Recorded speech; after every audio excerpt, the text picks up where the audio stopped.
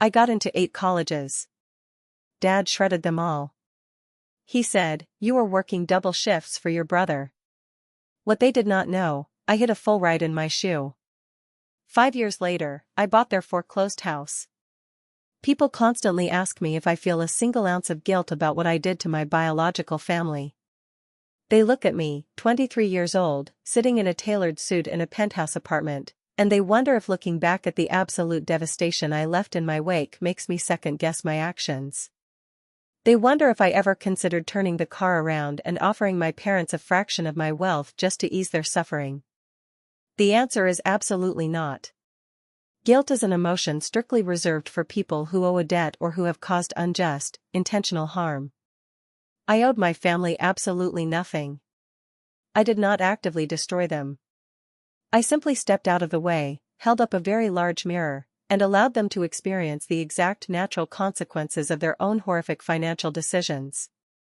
To fully understand the gravity of what happened, you have to understand the deeply toxic architecture of my childhood home in the Chicago suburbs. In our house, my older brother Mason was the undisputed center of the universe. Mason is 5 years older than me, and by the time I was in high school, he had already dropped out of 2 different state colleges. But in the eyes of my parents, Mason was never a failure. He was a visionary. He was a misunderstood genius whose brilliance simply could not be contained by traditional education.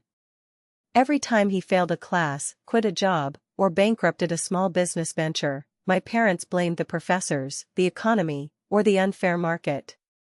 My father, Thomas, was the loud, aggressive enforcer of this delusion. He was a middle management corporate guy who was entirely obsessed with how our family was perceived by the neighbors. He needed to be seen as the wealthy, successful patriarch raising a brilliant entrepreneur son. My mother, Victoria, was the quiet, meticulous architect of the illusion. She cared about one thing above all else, and that was her social standing at the local country club. And then there was me. Nora. The invisible daughter. The designated scapegoat. I learned very early on that my grades, my test scores, and my ambitions were seen as direct threats to Mason's fragile ego. When I brought home straight A report cards, my mother would quickly hide them in a drawer so Mason would not feel bad about his own lack of direction. But it was not just emotional neglect, it was calculated financial abuse. While my parents took out loans to buy Mason a brand new sports utility vehicle for his 18th birthday, I was wearing faded, second-hand clothes from thrift stores. When I was 16, I got a job waiting tables at a local diner. I worked until 11 at night, coming home smelling like cheap frying oil and old coffee. I kept my tip money in a glass jar hidden in the back of my closet. One afternoon, I came home from school to find the jar completely empty. Over $300 in small bills, gone. When I confronted my mother, she did not even blink. She calmly told me that Mason had gotten a massive speeding ticket and needed help paying it off so his insurance rates would not go up. She looked at me and said, "Family supports family, Nora." That was the day I truly understood my role in their lives. I was not a daughter. I was a disposable asset. I was an unpaid servant and a backup automated teller machine designed entirely to subsidize my older brother's delusions. I started viewing my family through a lens of clinical detachment. I treated my life in that house like a catastrophic balance sheet, and I knew I had to plan my escape before they bankrupted my future completely. I spent my entire senior year of high school studying in absolute secret. I bought a battered, heavy laptop at a garage sale for $40 and hid it under my mattress. Long after the house went completely quiet, usually around midnight, I would pull it out and work on my college applications. I applied to top-tier universities, Ivy League schools, places that felt like a million miles away from the suffocating grip of my father. I paid all the application fees myself using the diner tip money I had started carrying on my physical person at all times. I knew education was my only ticket out of a house that treated me like a liability. By the spring, the thick envelopes started arriving in the mail. But here is the thing about living with deeply insecure, controlling people, they are always monitoring the exits. I started noticing that while my rejection letters from a few reach schools would magically appear on the kitchen counter, my acceptance letters were nowhere to be found. I checked my online applicant portals and realized I had been accepted to several state universities, but the physical letters never made it to my hands. My father was intercepting my mail. He was actively destroying my escape routes to ensure I stayed trapped in the suburbs. I knew the decision letter from Columbia University was scheduled to arrive on a specific Tuesday in early April. I had applied for a highly competitive, full-ride academic scholarship there. It was the only way I could afford to leave, as I knew my parents would not contribute a single penny to my education. That Tuesday, I skipped my last period class. I walked 3 blocks down the street from our house and sat on the curb, waiting for the postal worker. When his white truck finally pulled up, I asked him for the mail for our address. He handed me a stack of grocery store coupons, a utility bill, and one thick, heavy envelope with the official Columbia University seal stamped on the front. My hands were shaking so violently I could barely open it. When I saw the words "Congratulations" and "Full-Ride Academic Scholarship," the air completely left my lungs. It covered tuition, housing, and a small living stipend. It was $1 million piece of paper. It was my proof of life. I knew I could not walk into the house holding it.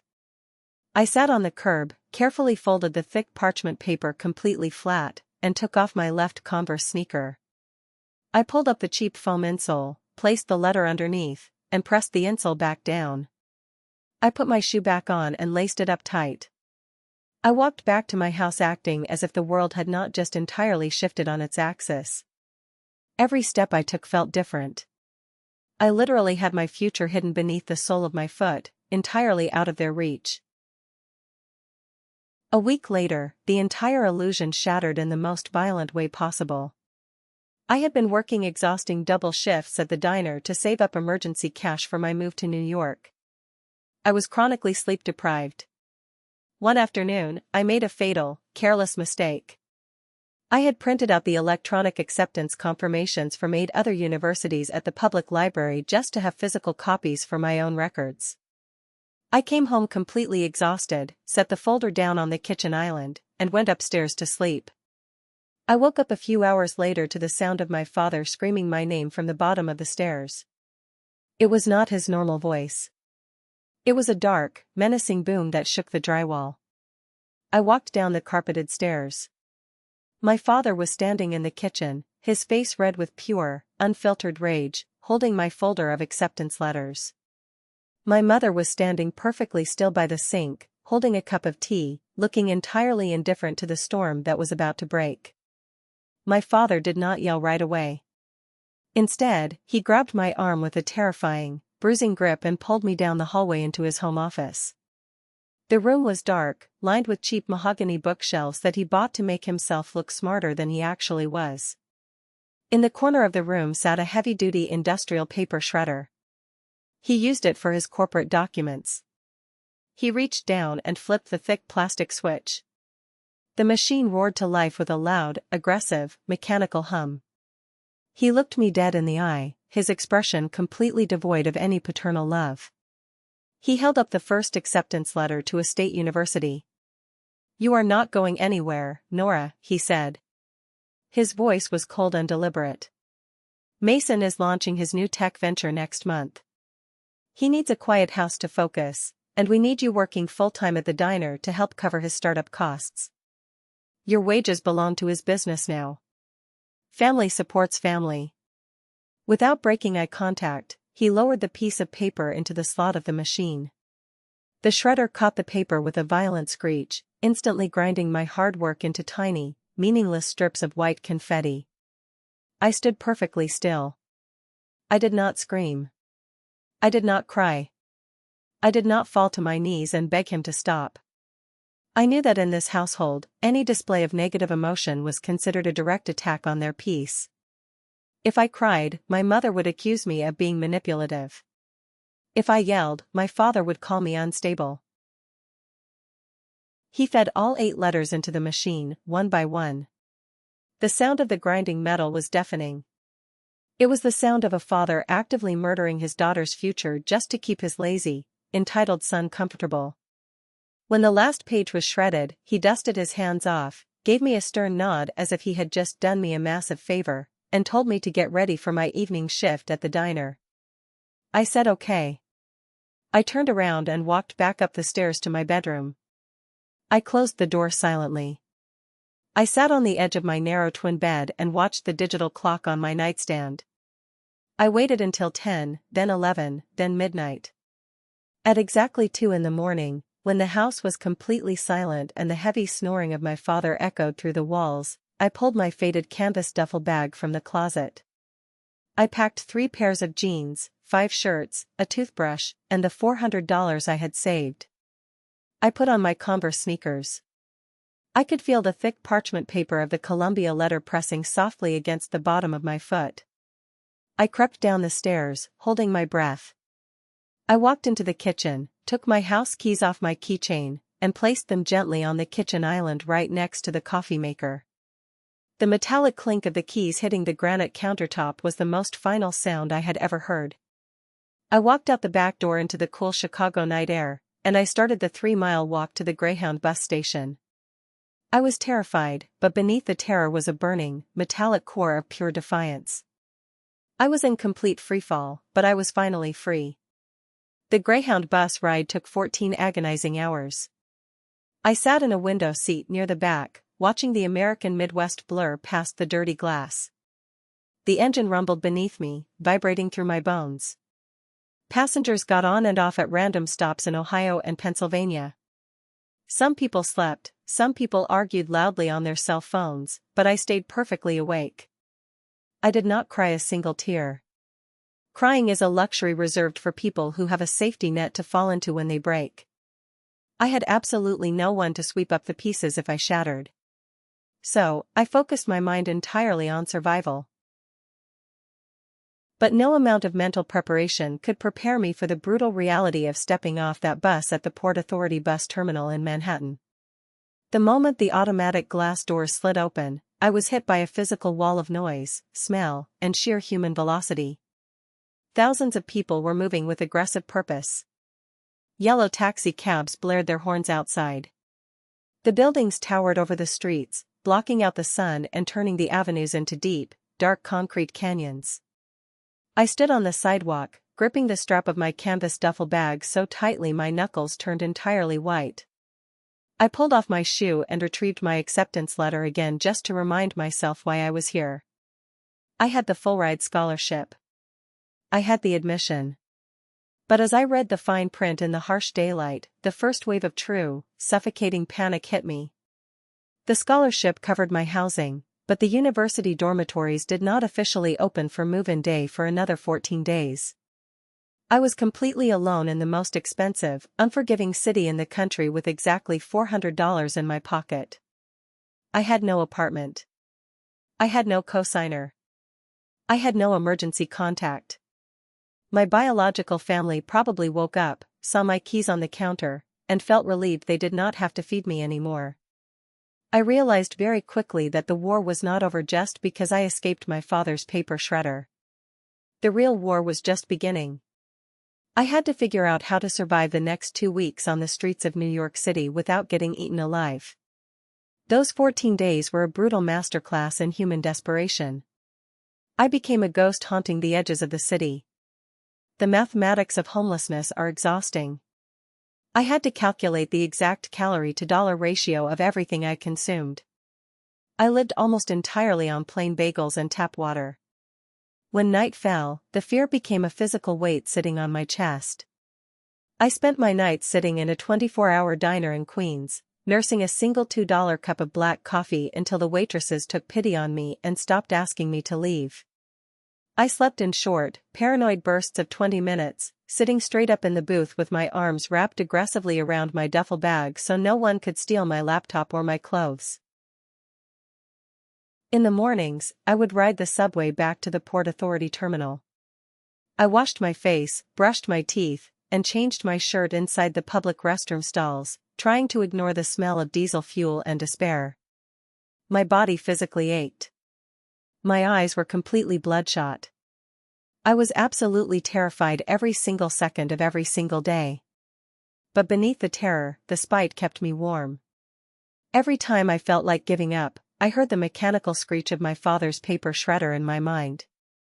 If my parents wanted me to fail so my brother could shine, I was going to make sure my success absolutely blinded them. I was going to turn my survival into a weapon. When move-in day finally arrived, I walked through the wrought iron gates of Columbia University feeling like an imposter who had successfully bypassed the security guards. The campus was stunning, a manicured fortress of neoclassical architecture right in the middle of Manhattan. But the contrast between my reality and the reality of my classmates was completely suffocating. I watched wealthy parents unloading brand-new luxury vehicles, pulling out designer bedding sets, expensive laptop computers, and mini refrigerators. Mothers were crying and hugging their daughters. Fathers were taking proud photographs.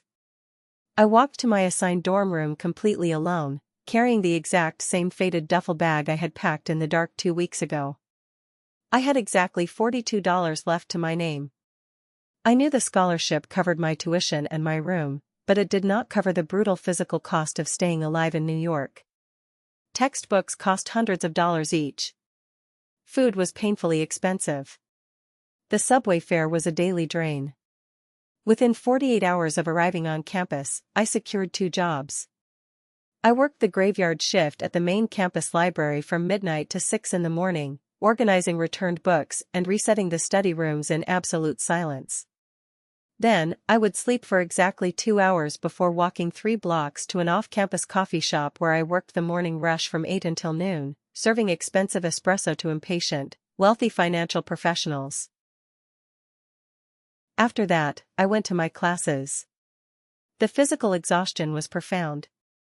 There were days when I sat in massive lecture halls and my hands shook so badly from sleep deprivation and caffeine overload that I could barely read my own handwriting. But no matter how deeply my bones ached, the exhaustion was nothing compared to the suffocating psychological weight of my childhood home. In my tiny dorm room, I was dead tired, but I was totally free. I did not have to tiptoe around a grown man throwing a tantrum.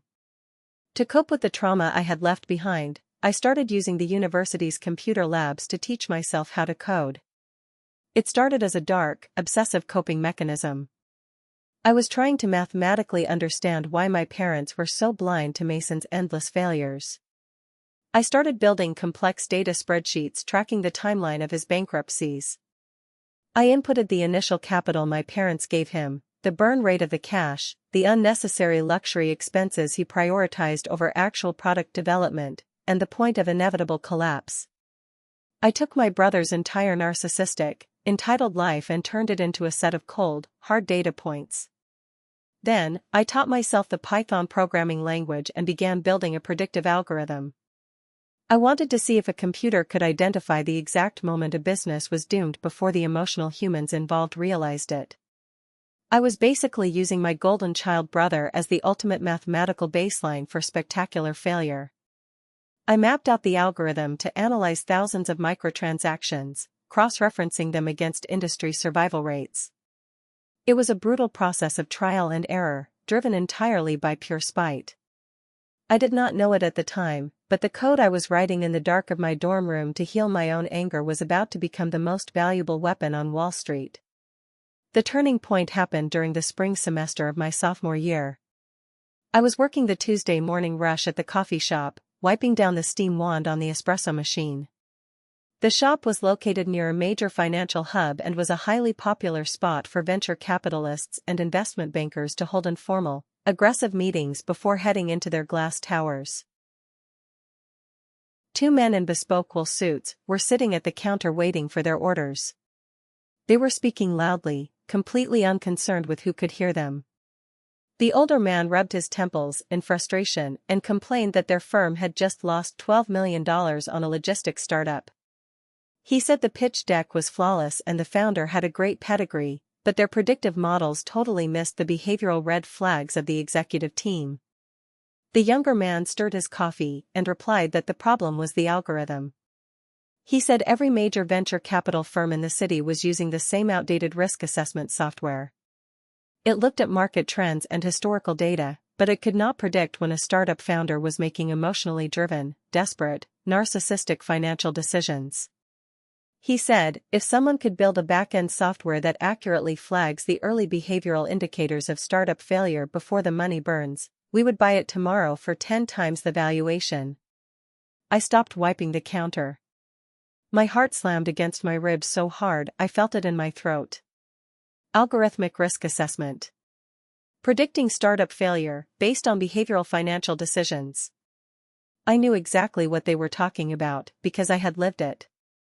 I was essentially building the exact back-end risk assessment software these venture capitalists were desperately looking for.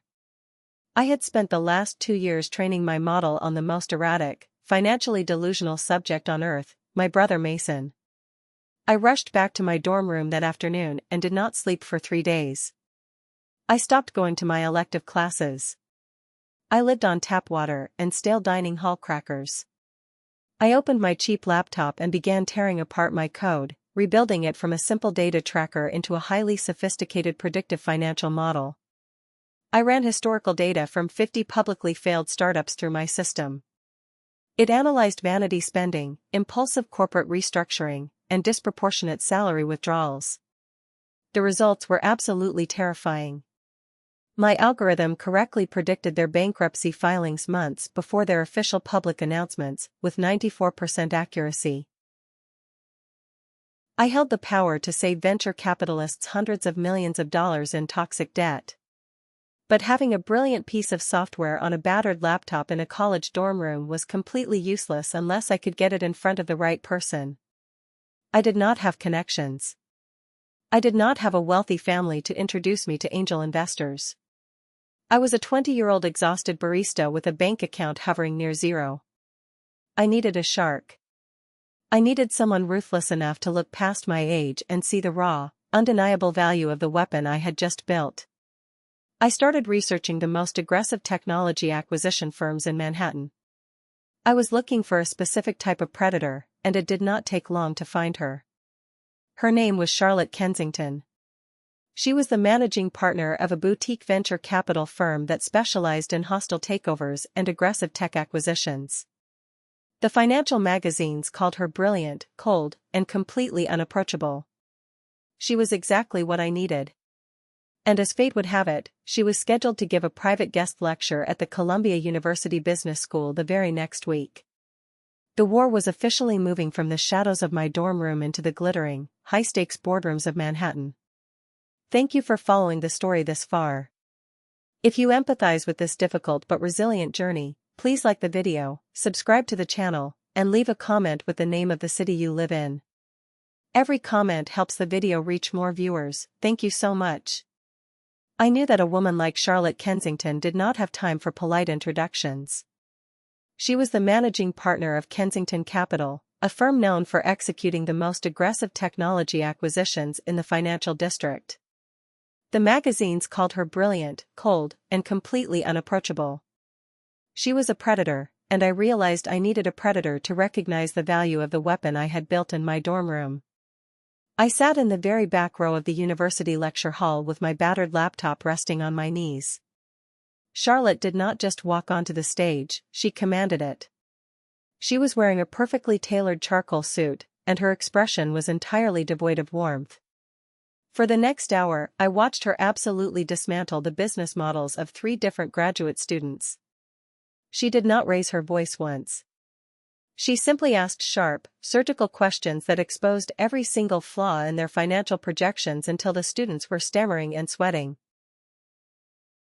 When the lecture ended, a swarm of ambitious finance students rushed the stage, hoping to hand her their resumes. I did not join them.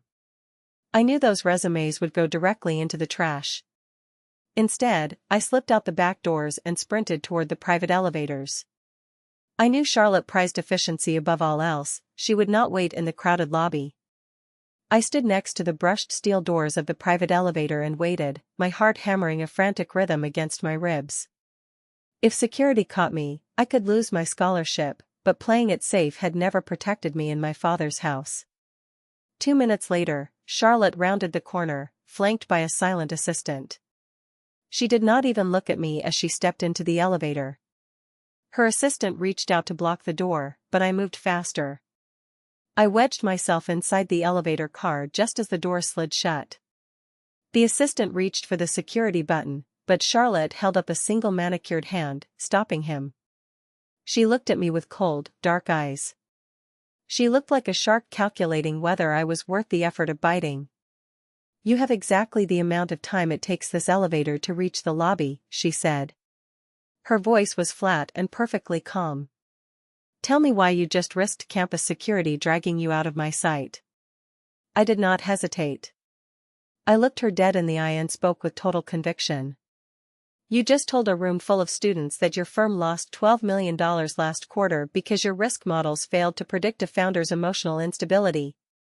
I have spent the last year building a back-end predictive software that flags the exact behavioral indicators of startup failure before the money burns. It analyzes vanity spending, impulsive restructuring, and disproportionate salary withdrawals. I have run data on 50 failed companies, and it predicted their bankruptcy months before the humans realized they were doomed, with 94% accuracy." The elevator chimed. The doors slid open to the bustling lobby. Charlotte did not step out. She turned to her assistant and told him to cancel her lunch meeting. Then she turned back to me and commanded, "Show me the code." We sat in a quiet corner of a campus cafe for 45 minutes. I walked her through the algorithm on my cheap laptop. Charlotte asked me the most brutal, complex financial questions I had ever heard, and I answered every single one without a tremor in my voice.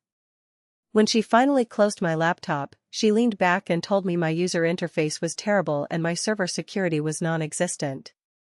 But then she said the words that changed my life: "The mathematics are absolutely terrifying." She offered me a paid internship at her firm starting the next morning. She told me that if I broke under the pressure, she would fire me, but if I succeeded, we would talk about equity. That internship became the crucible that forged my entire future. For the next 2 years, I lived in a state of highly functional exhaustion. I worked 70 hours a week at the firm while maintaining my scholarship at Columbia. I existed entirely on espresso and a burning desire to build my fortress. Charlotte was a ruthless mentor. She demanded absolute perfection.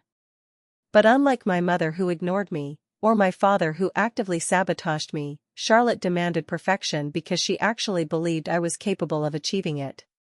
For the first time in my life, an adult looked at me and saw limitless potential instead of a burden. By the time I turned 22, the software was complete. We tested it in real time, and my algorithm successfully flagged 3 catastrophic investments, saving the firm over $40 million in toxic debt. One afternoon, Charlotte slid a heavy legal document across her glass desk. It was a term sheet. Kensington Capital was offering to seed my software company with $2 million in initial funding. I would retain 60% ownership. But there was a massive, unyielding condition. Charlotte looked at me and said, "You cannot run a multi-million-dollar firm between classes. If you sign this, you have to drop out of Columbia and commit to this empire full-time." I sat completely still, staring at the contract. To take the deal, I had to surrender the scholarship I had smuggled out of my father's house in my shoe. That letter had been my only proof of worth. But as I looked at Charlotte, I realized that holding on to a safety net is just another way of planning for a fall. I did not want to be safe anymore, I wanted to be a kingmaker. I picked up the heavy silver pen and signed my name. Dropping out of an Ivy League university to become the chief executive officer of my own firm was the most exhilarating decision of my life. With Charlotte's backing, our company exploded. Within 12 months, we were licensing the software to 3 of the largest investment banks on Wall Street. The revenue numbers were staggering. I moved out of my tiny apartment and bought a sprawling penthouse in Tribeca. I bought tailored suits that cost more than my father made in a month. By my 23rd birthday, my company was acquired by a global banking conglomerate for $15 million. I retained my seat on the board, and Charlotte made me the youngest junior partner in the history of her firm. I had successfully built my fortress. I had completely erased myself from my biological family's radar. I never called, I never wrote. I existed as a ghost in their world. But while I was ascending, my family in Chicago was rapidly approaching the edge of a cliff. I used a small fraction of my wealth to hire a private investigator to run a background check. I discovered the exact timeline of their ruin. Mason's latest venture, an app called AlphaHound, was a catastrophic failure. He had burned through every dollar my parents had given him.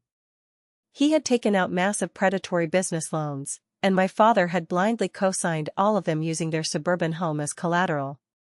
They were weeks away from total bankruptcy and foreclosure. They had run out of other people's money and were looking for a miracle. And then, Mason blindly submitted a desperate plea for funding to Kensington Capital. He had no idea that the partner reviewing his failure was the sister he had driven away. I sat in my glass-walled office on the 42nd floor and stared at his pitch deck. It was bound in heavy leather with the logo AlphaHound embossed in gold foil. It was a completely useless concept with no active users and no proprietary technology. But the truly terrifying part was buried in the financial disclosures. Mason had taken out a high-yield loan from a predatory lender to keep the company afloat. I stared at the address on the notarized loan agreement. It was my childhood home. My father, Thomas, had signed as the primary guarantor, and my mother, Victoria, had co-signed.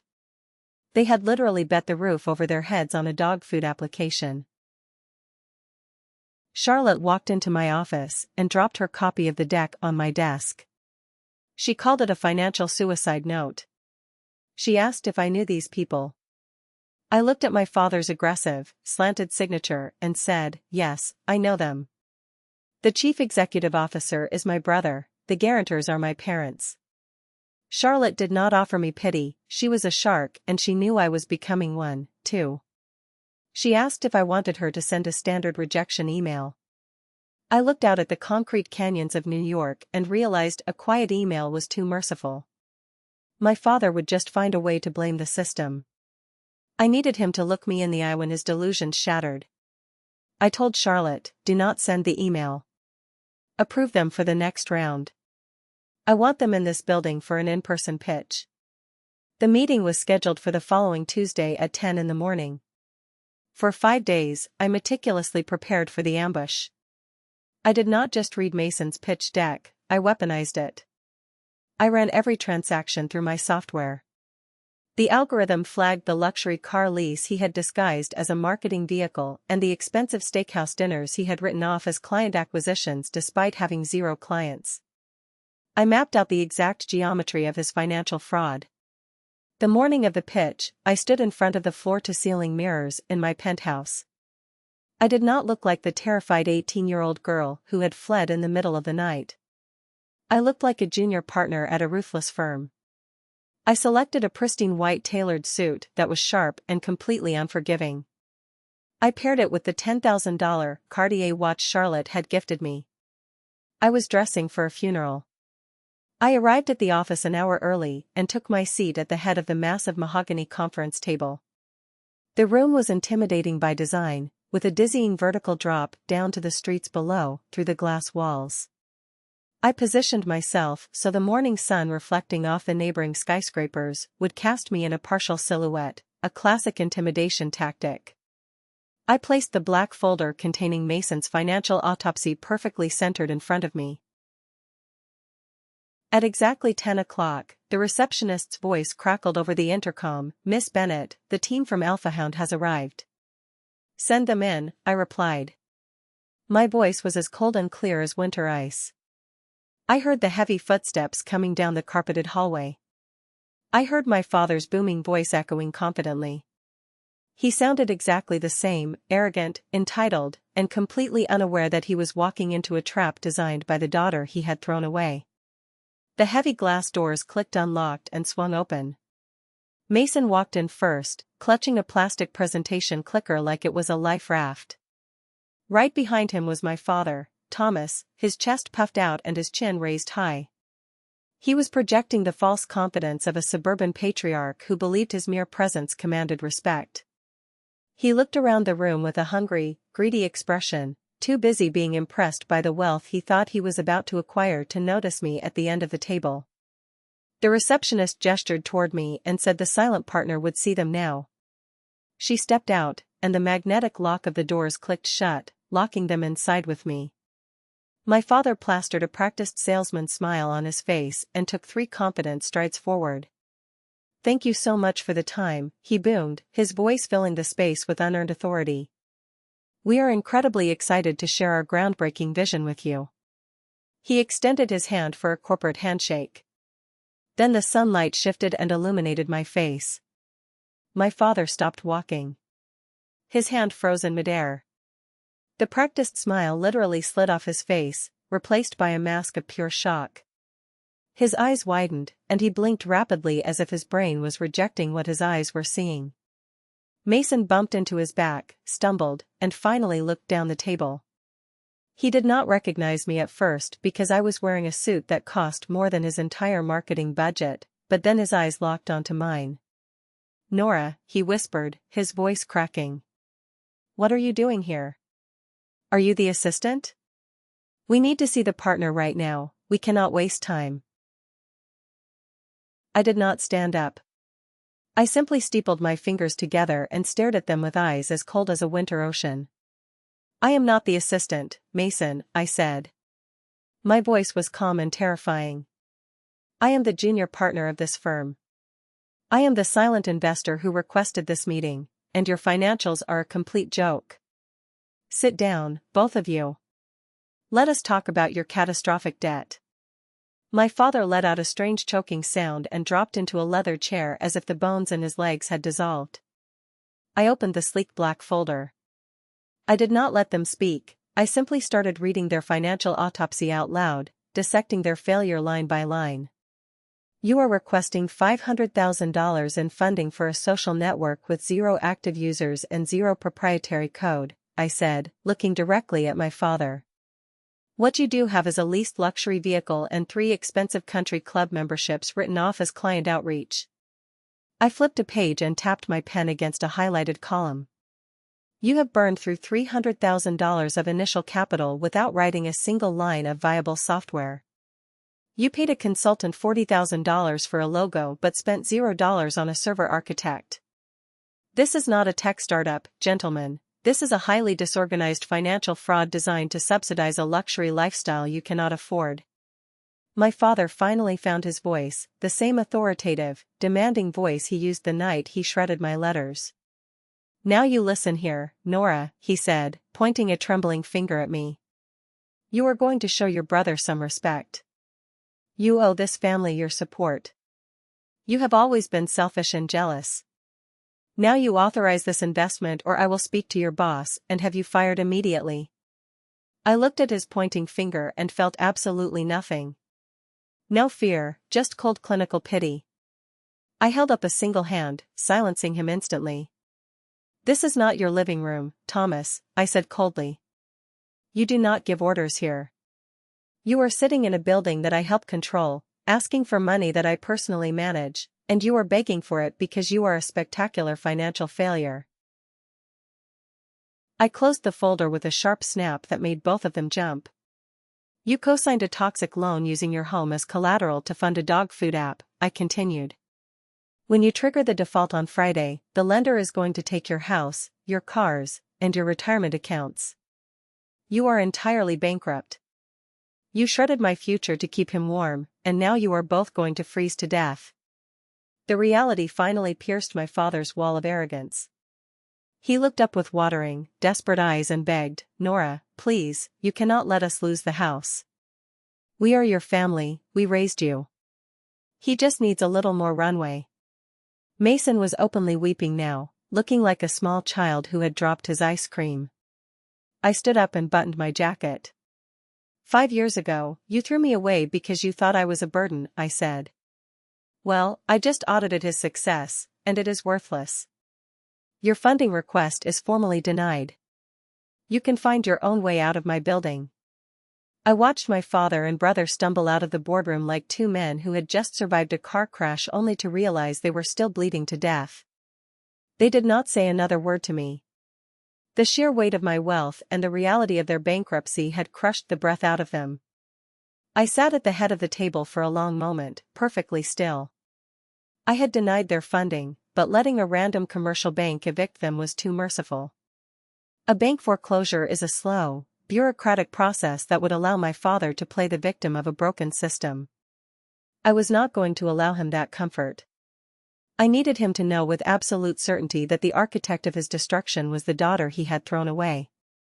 I picked up the phone and dialed the senior wealth manager at Kensington Capital. I gave him a very specific set of instructions.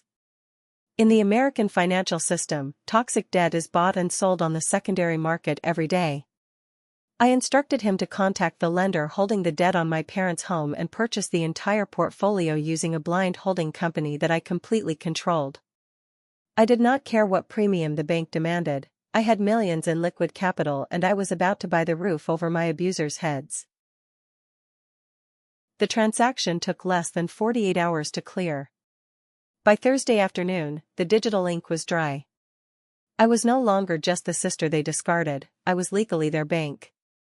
I held the unilateral power to initiate immediate foreclosure the second they missed their deadline.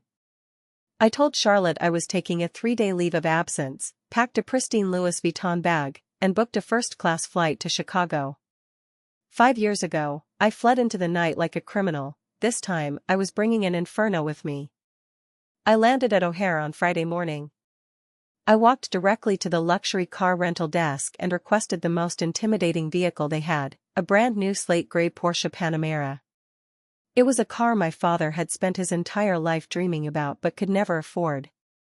I drove toward the suburbs, passing the diner where I used to work double shifts and the library where I used to hide to study. Those memories did not hurt anymore, they just felt like scenes from a movie about a girl who no longer existed. I turned onto my old street. My parents' house stood out like a rotting tooth in a perfect smile. The white paint was peeling in ugly strips, and the gutters were sagging. They had completely run out of money to maintain the illusion. I pulled the Porsche directly into the driveway, claiming the space with the deep, guttural growl of the engine. My mother, Victoria, was standing in the front yard, listlessly watering a row of dead brown hydrangeas. The stress of impending bankruptcy had aged her a decade and 5 years. When she heard the engine, she stopped watering and stared at the $100,000 machine. She looked terrified, probably thinking it was a debt collector. I turned off the engine, stepped out onto the concrete in my beige trousers and silk blouse, and slid my designer sunglasses up. Victoria stared at me, her mind struggling to reconcile the powerful predator in her driveway with the invisible daughter she had thrown away. The green plastic hose slipped out of her hands and hit the concrete with a wet slap, spraying water aimlessly. "Nora," she whispered, her voice sounding like a ghost. She took a trembling step forward, a desperate spark of hope in her eyes. She probably thought I had come to apologize and offer a multi-million-dollar bailout. "You came back," she whispered. "We knew you would remember your family." She reached her arms out for a motherly embrace she had denied me my entire childhood. I held up my left hand, establishing an impenetrable boundary. "Do not touch me, Victoria," I said. My voice was completely flat. My father and Mason burst out onto the front porch, looking utterly exhausted and hollowed out. My father actually tried to smile. He walked down the steps with an arrogant swagger and boomed, "Nora, I knew you would come to your senses. Family is family, I knew you would not let us lose the house. Let us sit at the kitchen table and figure out the transfer for the startup capital." The audacity of his entitlement was almost beautiful. I reached into the car and picked up a thick manila envelope. "I did not come here to save you, Thomas," I said. "I came here to deliver a message." I shoved the stack of legal documents directly into his chest. "Read the first page," I commanded. I watched the color drain from my father's face as his eyes scanned the text. His hands began to tremble so violently that the paper rustled. "What is this?" he whispered. "That is the undeniable proof of your destruction," I said. "I used a holding company I controlled to purchase your entire debt portfolio. I bought the promissory note, the deed of trust, and the lien on this property. I am the bank now. I walked past him and looked up at the brick chimney. 5 years ago, you stood in that living room and shredded my future because you told me I was nothing but a supporting character in his story, I said.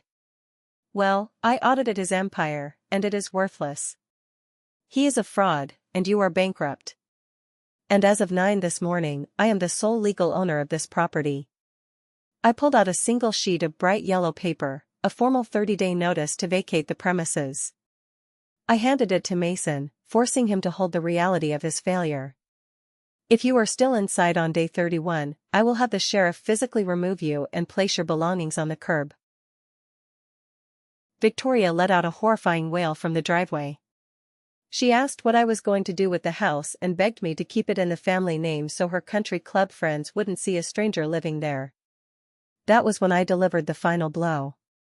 I told her I was not going to sell the house.